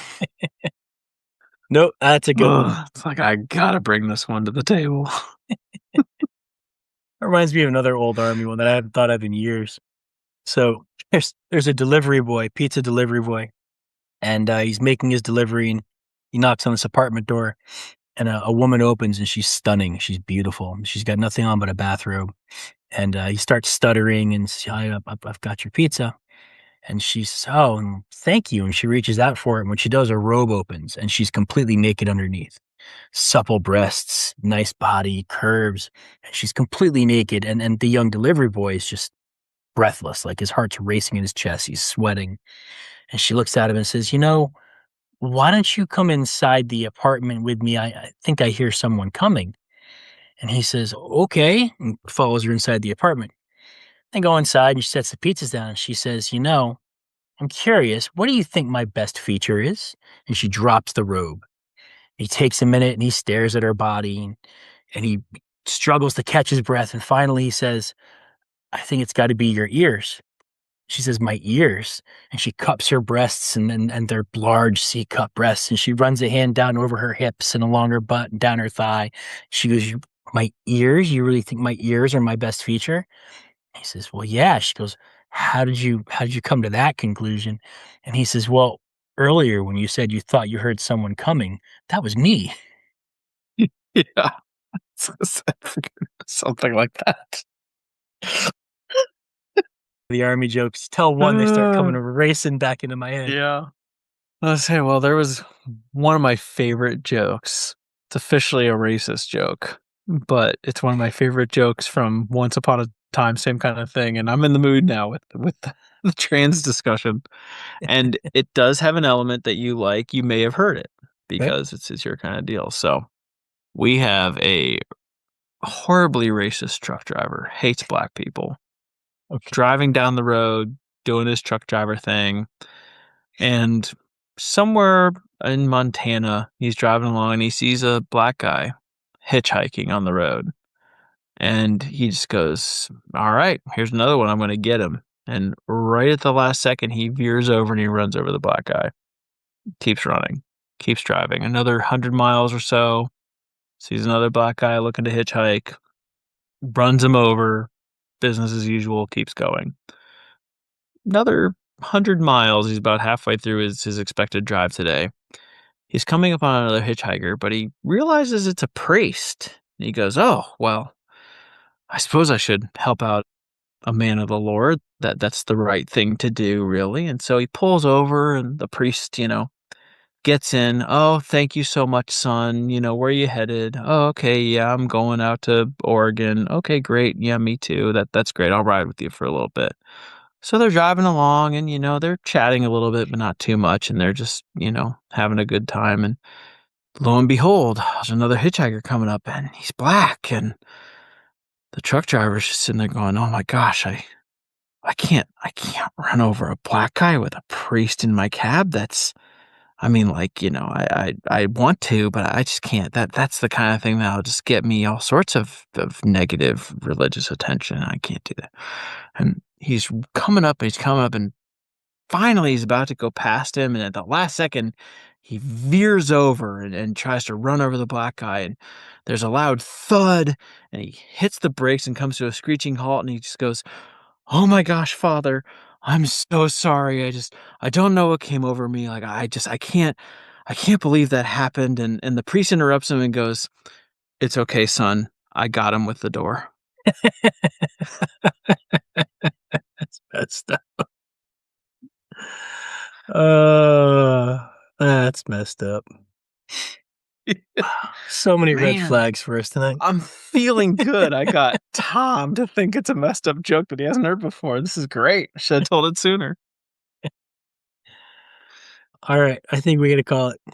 It's after Fair midnight. enough. I think it's time to call it. Dad homework. Do not run over anybody with your semi trailer. Yeah, please, and don't go telling anybody that they don't get they don't get a seat at your table because they're a minority, or they only have a seat because they're a minority, and not to Stay in your overreach lane, themselves. truck drivers. Yeah, Stay in your don't do lane. that either. All right, thanks for putting up with all of our red flags tonight. We appreciate it. At Sorry we least didn't get 3. through the list of things we were going to talk about. We'll get to them next Oh, I episode. know. We still have like 8. Hey, I have actual real dad homework. Oh, go for Just it. out of nowhere. Just walk into the kitchen, kind of nonchalant, and be like, "You a flat earther?" See if you can record the response, because we'll get half will be like, "What?" You know what? I'll give the AP level homework for those of our listeners who are a little bit more, a Mhm. little more advanced or want more of a challenge. Walk up to your wife and tell her, "Honey, I've been thinking about things and I've been doing some research, And and the I earth think might the be Earth is flat. flat," and see what your wife says. That's what I want. And then if you survive. And if you survive, come let us know. So next time, a couple of topics Actually, that we want to talk about. I don't like your homework because we might get sued, be like, "Well, they told me to do this." I Now still I'm like it. going through divorce proceedings. So some of the things we're going to talk about next time that we meant to get to tonight and we didn't, we're going to do a special bonus recording here in 2 days to get a second one in. It's true, we should. I floated my second tattoo to Doug and sent him an idea on what I'm thinking concept wise for it, and apparently he wants to talk about it and tell you what a fool I am for not being edgy anymore. We're going to talk about time flowing at different speeds in 2 rooms that are 10 meters apart at the same height. Some I things love it. some things So Doug good. learned about from movies. A Mhm. special forces soldier, a JSOC guy who helped plan the Maduro. What are we going to call this? Not kidnapping, not excavating. Excavator. escorting of him Yeah, from the the presidency. There was expedited removal of position. expedited removal, yes. A JSOC commander or JSOC Master Sergeant who bet and got arrested for insider betting that Maduro wouldn't still be president by January 31st. And now the government's got him in jail and they want $409,000 back. And speaking of government, the UK is moving to ban smoking for anyone born after 2008. Yes, So they're that's going to interesting. obliterate smoking from all future generations by law. Yes. Also, speaking of government, Ilhan Omar, our lovely congresswoman, is a massive fucking jerk. Yep, we got that too. Which, play the to be fair, like 58% of them have to be massive fucking jerks. Don't care what the letter after their name is, but I think this probably one about is 102% of our elected officials are probably massive fucking jerks. give or Plus or take. minus 1%. Plus or minus, yeah, right. That seems fair. Yeah, that seems fair. That's my opinion. That's like 5 or 6 out of the 538. We've got a Wisconsin man that was arrested, and I don't want to give it away, but what is one of the most interesting stories that Officer Tom, conspiracy theorist Tom, writer Tom, and Love it. actual avid reader Tom has ever heard, and it's a real story. Almost one of the stranger than fiction topics. It's honestly, amazing. I sent it to Doug, good. and his response was like, "Holy shit, that is actually amazing!" Like, it's so this good. is going to be a fun one. That'll probably take us 40 minutes to get through. We're going to talk about kids' playdate etiquette for parents because, yep, someone did a stupid and Tom was irritated by it. So we're going to talk about that with Judgmental Tom. We've got some Will Smith comments to get to. We've got a police story. We're going to get through all of that come hell or high water the next time we record here in about 2 days. So hell, then. Probably, yes. Thank you guys for listening. We appreciate you. Sorry this one was so long. But also, sorry, not sorry. That's what she said. That's what she said. Oh, that's what she said? Was this the bus driver, Doug? I thought you were going back to a seat at the table, but okay, sure, that too. Well, it sounds like there was wood involved. Find us on Reddit. Send us an email with your stories at 2dtpod@gmail.com. Get involved. Doug wants you to knock on his door and visit him. That's something we talked about during the break. Reach out. Get in touch. Say hi. Hashtag my wife is not a flat earther. That we know of. Just kidding. Thank you guys for listening. We appreciate you. And go, Dad, go. Go, Dad, go.